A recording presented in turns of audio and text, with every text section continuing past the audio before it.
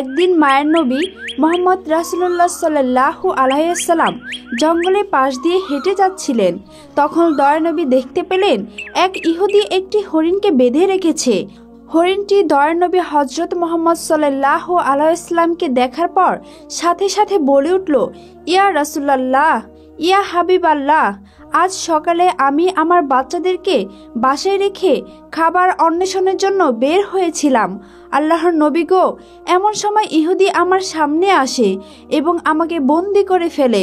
সকাল থেকে এই পর্যন্ত সে আমাকে বন্দি করে রেখেছে। ইয়া রাসূলুল্লাহ, আমার দুধের বাচ্চা রয়েছে। সকাল থেকে এই পর্যন্ত তাদেরকে আমি দুধ খাওয়াতে পারিনি। হয়তোবা তারা আমাকে না পেয়ে অনেক অস্থির হয়ে পড়েছে এবং তাদের গলা দুধ না খাওয়ার কারণে শুকিয়ে গিয়েছে। হে আল্লাহর নবী, ওগো আল্লাহর হাবিব, আমি শেষবারের মতো আমার বাচ্চাদের সাথে একবার সাক্ষাৎ করতে চাই। দয়া করে আপনি এর একটা ব্যবস্থা করে দিন। হরিণের এই আর্জি শুনে দয়াল নবী হজরত মুহাম্মদ সাল্লাল্লাহু আলাইহি ওয়াসাল্লামের অন্তর কেঁদে উঠল। তখন নবীজি ইহুদিকে বললেন, হে ইহুদি, তুমি কেন এই হরিণকে আটকে রেখেছ? তখন ইহুদি বলল, আমি হরিণকে শিকার করেছি, আর জঙ্গলের প্রাণী শিকার করা তো বৈধ, তাই আমি হরিণকে আটকে রেখেছি। তখন হজরত মুহাম্মদ সাল্লাল্লাহু আলাইহি ওয়াসাল্লাম বললেন, হে ইহুদি, তুমি কি দেখতে পাচ্ছ না, এটা একটা মা হরিণ এবং তার স্তন দুধে পরিপূর্ণ হয়ে রয়েছে। সে তার বাচ্চাদেরকে দুধ না খাওয়ার কারণে অনেক কষ্ট পাচ্ছে। তুমি তাকে ছেড়ে দাও। তখন ইহুদি বলল, আমি এত কষ্ট করে তাকে শিকার করেছি, আর তোমার কথা মতো আমি তাকে ছেড়ে দেব? তখন দয়াল নবী হজরত মুহাম্মদ সাল্লাল্লাহু আলাইহি ওয়াসাল্লাম ওই ইহুদিকে বললেন, তুমি তাকে ছেড়ে দাও। সে শেষবারের মতো তার সন্তানদের সাথে দেখা করতে চায়। তার সন্তানদের সাথে দেখা করে এবং তাদেরকে দুধ পান করিয়ে সে আবার তোমার কাছে ফিরে আসবে। বিশ্বনবীর এই কথা শুনে ইহুদি বলল, বনের হরিণ কি আপনার বাপদাদার সম্পদ যে তাকে একবার ছেড়ে দিলে সে আবার ফিরে আসবে? শিকার করা প্রাণী আজ পর্যন্ত ফিরে এসেছে, এর কি কোনো নজির আছে? রাসূল সাল্লাল্লাহু আলাইহি ওয়াসাল্লাম যখন দেখলেন ইহুদি কোনোভাবেই হরিণটিকে ছেড়ে দেওয়ার জন্য রাজি হচ্ছে না, তখন দয়াল নবী ইহুদিকে বললেন, হে ইহুদি, তুমি হরিণটিকে ছেড়ে দাও, তার বিনিময়ে তুমি আমাকে বেঁধে রাখো। হরিণটি যদি না আসে তাহলে তুমি আমাকে সারা জীবন বেঁধে রাখবে। তখন ইহুদি বলল, তাহলে এই কথাই রইল, আমি হরিণটিকে ছেড়ে দিচ্ছি, বিনিময়ে তোমাকে বেঁধে রাখছি। হরিণ যদি ফিরে না আসে তাহলে তোমাকে সারা জীবন মুক্তি দান করব না। অতঃপর ইহুদি হরিণটিকে ছেড়ে দিল এবং দয়ার নবী রাসূল সাল্লাল্লাহু আলাইহি ওয়াসাল্লামকে বেঁধে রাখলো। ছাড়া পেয়ে হরিণটি তাড়াহুড়ো করে বনের মধ্যে চলে গেল। তখন ইহুদি মনে মনে ভাবতে লাগলো, হরিণটি আর কোনোদিন ফিরে আসবে না। এই লোকটাকে আমি সারা জীবন বেঁধে রাখবো। এর চেয়ে বোকা মানুষ এই পৃথিবীতে আর কেউ নেই। একটা বনের হরিণের জন্য সে নিজের জীবনকে বিপদে ফেলল। বনের হরিণ দৌড়াতে দৌড়াতে তার সন্তানদের কাছে এসে পৌঁছালো। তখন তার সন্তানেরা তাকে জিজ্ঞাসা করলো, আম্মাজান, আজ সকাল থেকে আপনি কোথায় ছিলেন? আমরা আপনার জন্য অপেক্ষা করতে করতে ক্লান্ত হয়ে পড়েছি। আমরা আপনার দুধ পান করতে না পেরে আমাদের গলা শুকিয়ে গিয়েছে। তখন মা হরিণ তার সন্তানদেরকে বলল, ও আমার সন্তানেরা, তোমরা জীবনের শেষবারের মতো আমার সঙ্গে দেখা করে নাও এবং আমার দুধ পান করে নাও, আর জীবনে তোমাদের সাথে হয়তোবা দেখা নাও হতে পারে। তখন হরিণের সন্তানেরা তাকে বলল, আম্মাজান, কেন আপনি এমন কথা বলছেন? কেন জীবনে আপনার সাথে আর দেখা হবে না? মা হরিণ তাদেরকে বলল, ওহে বৎসরা, তোমরা তাড়াতাড়ি করে আমার দুধ পান করো। আজ সকালে যখন আমি খাবার অন্বেষণের জন্য বের হয়েছিলাম তখন এক ইহুদি আমাকে বন্দি করে ফেলেছিল। অতঃপর মায়ের নবী রাসূলুল্লাহ সাল্লাল্লাহু আলাইহি ওয়াসাল্লাম সে পথ দিয়ে যাচ্ছিলেন। তখন আমি তাকে ডেকে তোমাদের কথা খুলে বললাম এবং তাকে আরও বললাম, ইয়া রাসূলুল্লাহ, আমার সন্তানেরা দুধ না খেয়ে পিপাসা অবস্থায় আমার পথ চেয়ে বসে আছে। আপনি আমায় তাদের কাছে যাওয়ার একটা ব্যবস্থা করে দিন। তখন মায়ের নবী হযরত মুহাম্মদ সাল্লাল্লাহু আলাইহি ওয়াসাল্লাম নিজেকে ইহুদির কাছে জিম্মাদারি রেখে আমাকে তোমাদের কাছে শেষবারের জন্য দেখা করার জন্য পাঠিয়েছেন। ও আমার সন্তানেরা, নিষ্ঠুর ইহুদি আমার মায়ের নবীকে বেঁধে রেখেছে, তাই তোমরা তাড়াতাড়ি আমার দুধ পান করো। আমাকে আবার জলদি ফিরে যেতে হবে, আমি আমার নবীকে কষ্ট দিতে পারবো না। যখন হরিণের সন্তানেরা শুনল তার মা মায়ের নবীকে জিম্মাদারি রেখে তাদের সাথে শেষবারের মতো দেখা করার জন্য এবং তাদেরকে দুধ পান করানোর জন্য এসেছে, তখন হরিণের সন্তানেরা বলে উঠল, ও আম্মাজান, আপনি কিভাবে ভাবলেন মায়ের নবী ইহুদির হাতে বন্দি রয়েছে? নবীকে বন্দি অবস্থায় রেখে আমরা আপনার দুধ পান করব?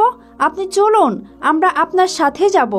দয়ার নবী হযরত মুহাম্মদ সাল্লাল্লাহু আলাইহি ওয়াসাল্লামের কোনো কষ্ট আমরা সহ্য করতে পারবো না। অতঃপর হরিণ ও তার সন্তানেরা দয়ার নবী হযরত মুহাম্মদ সাল্লাল্লাহু আলাইহি ওয়াসাল্লামের মায়ায় তার কাছে যাওয়ার জন্য রওনা করলেন।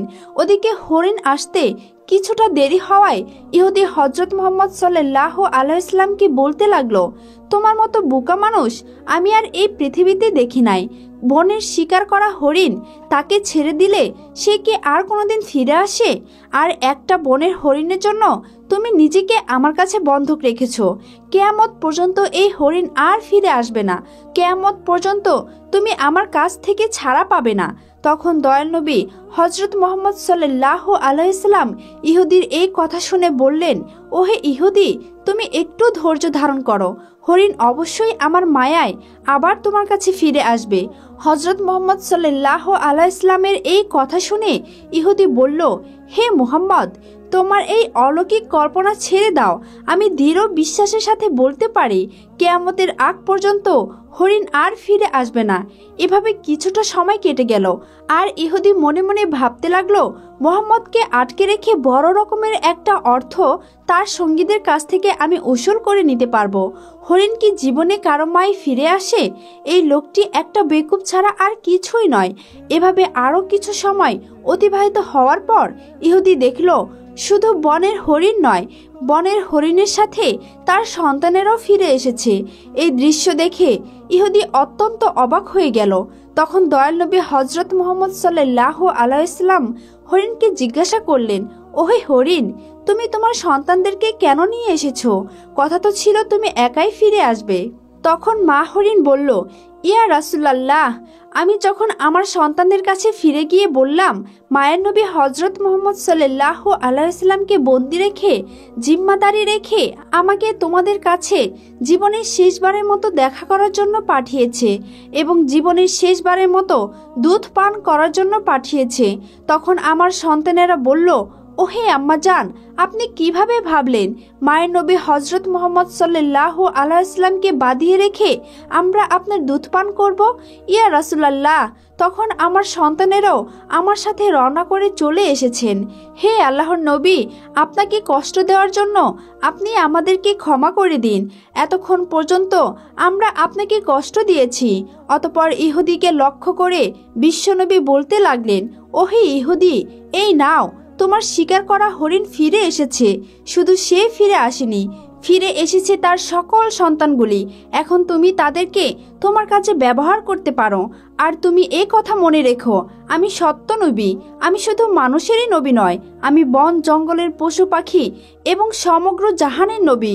উক্ত কথাগুলি বলে দয়াল নবী রাসূলুল্লাহ সাল্লাল্লাহু আলাইহি ওয়াসাল্লাম চলে যেতে লাগলেন। তখন ইহুদি পিছন থেকে দয়াল নবীকে ডাক দিয়ে বললেন, ইয়া রাসূলুল্লাহ, ইয়া হাবিবাল্লাহ, বনের হরিণ যার মায়ে ফিরে আসে আমি বুঝতে পেরেছি তিনি আল্লাহর নবী ছাড়া আর কেউই নন। হে আল্লাহর রাসূল, আমাকে আপনি আপনার হাতে হাত রেখে কালেমা পড়ে মুসলমান করে দিন।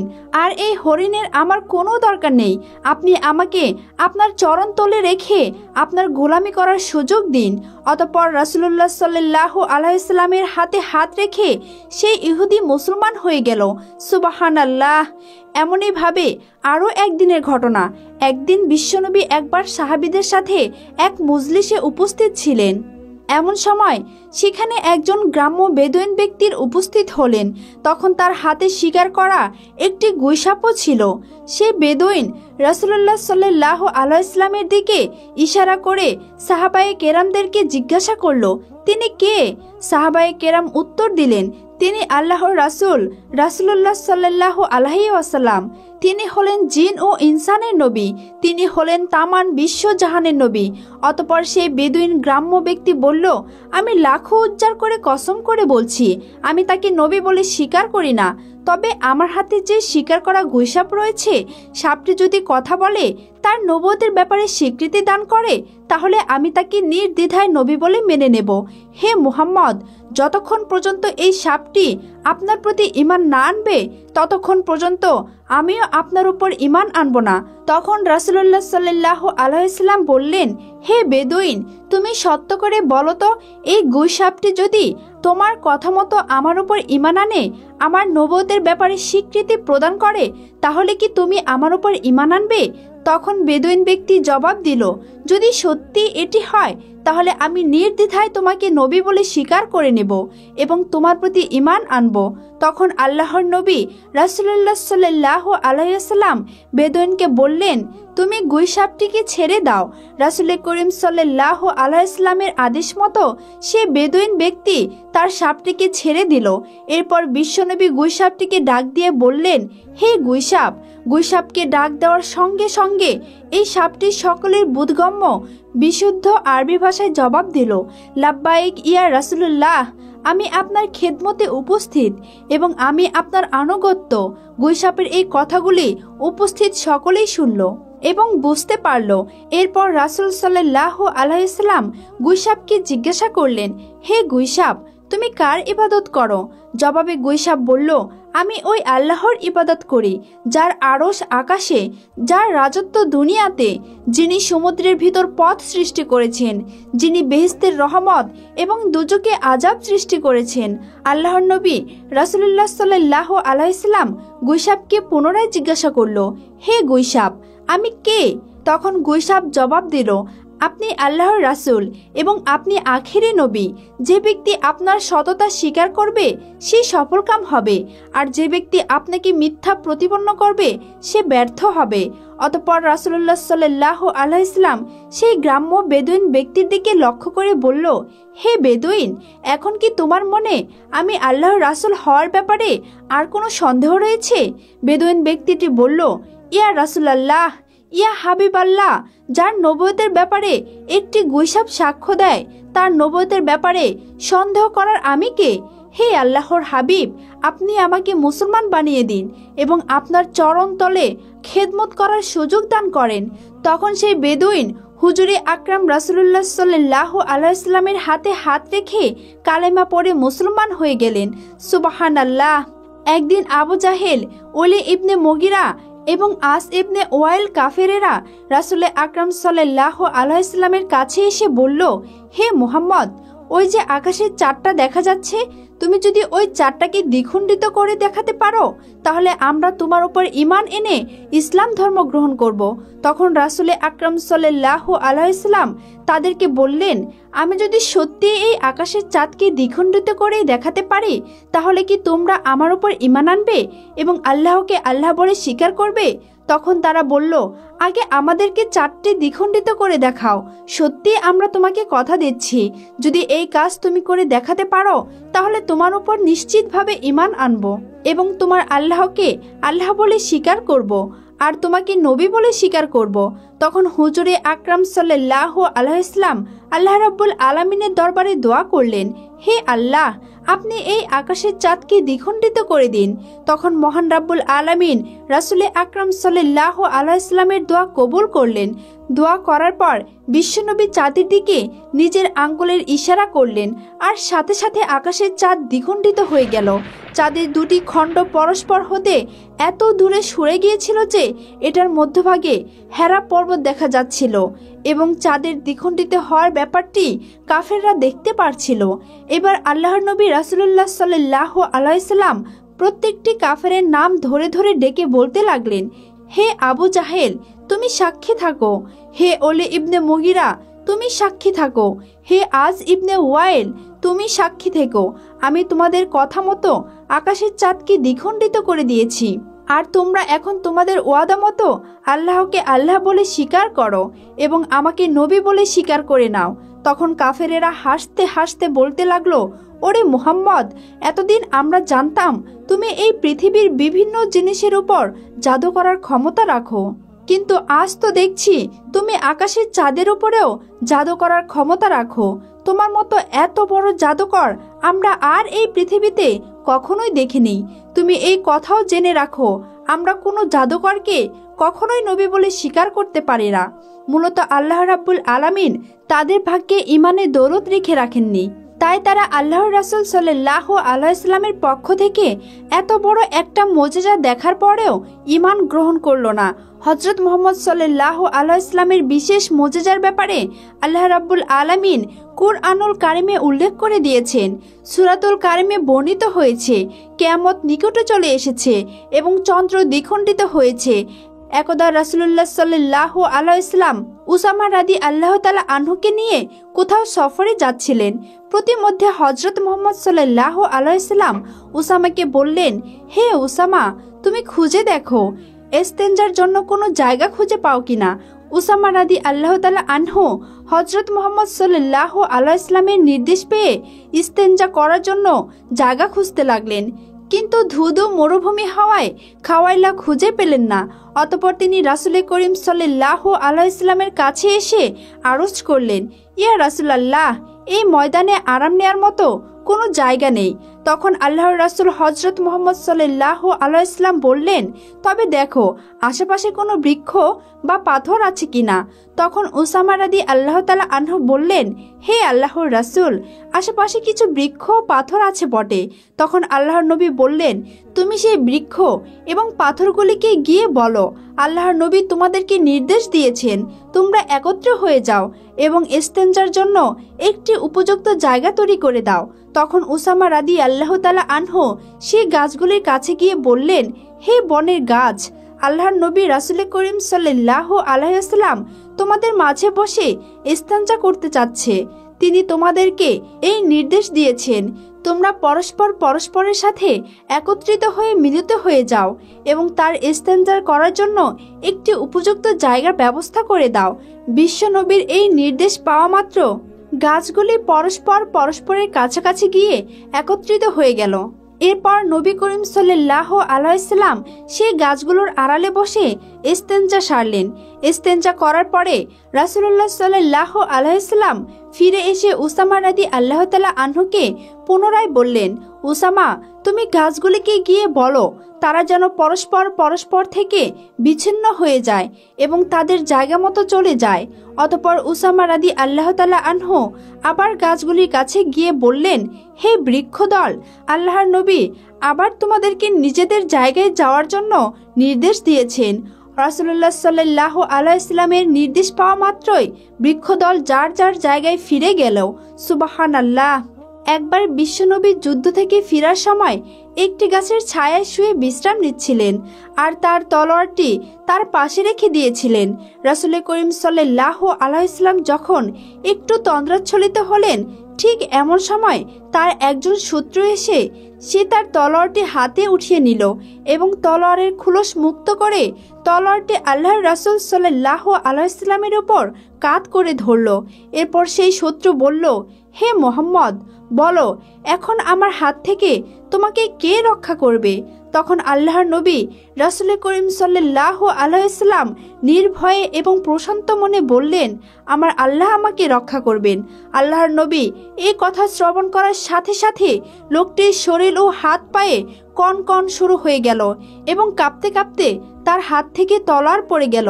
অতঃপর বিশ্বনবী তলোয়ারটি তার নিজের হাতে উঠিয়ে নিয়ে বললেন, এবার বলো তোমাকে আমার হাত থেকে কে রক্ষা করবে।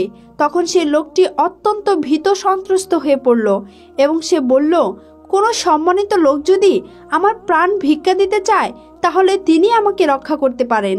তার এই কথা শুনে আল্লাহর নবী হযরত মুহাম্মদ সাল্লাল্লাহু আলাইহি ওয়াসাল্লাম তাকে বললেন, যাও, তোমাকে আমি মুক্ত করে দিলাম, তোমার কোনো ক্ষতি আমি করব না।